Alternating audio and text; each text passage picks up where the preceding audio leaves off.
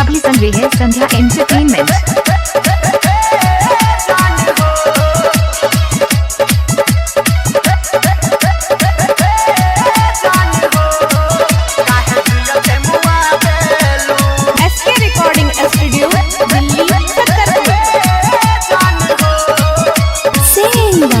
रमेश मधुबनिया पियर फराक पहिर के काहे जिया तरसावेलू, पियर फराक पहिर के काहे जिया तरसावेलू।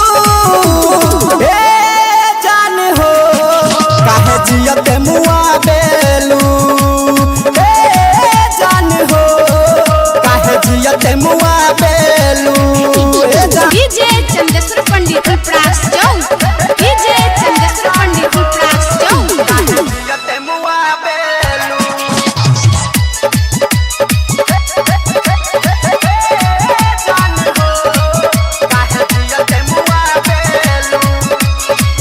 रूप के तू रानी हऊ, तू ही हमर जान हो।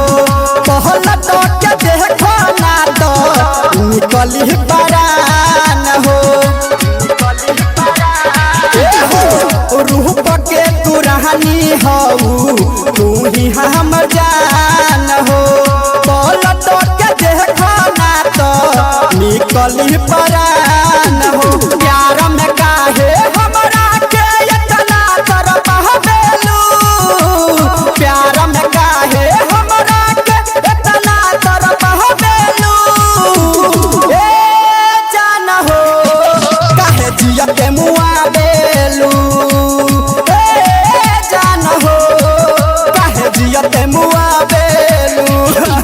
डीजे चंदेश्वर पंडित प्रास चौक, डीजे चंदेश्वर पंडित प्रास चौक।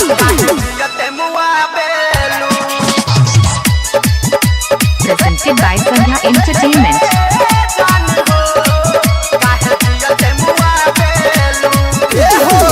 तिरछी नजर तोहर दिल ले गई काढ़ी, तब काहे तोहरा दारू जानिया न कानी। तिरछी नजर तोहर दिल ले गई काढ़ी, तब काहे तोहरा दारू जानिया न कानी। रमेश मधुबनिया के कहेला इतना तू तरसावेलू, रमेश मधुबनिया के कहेला इतना तू तरसावेलू। ए जान हो काहे जिया के मुआवेलू, ए जान हो काहे जिया के मुआवेलू।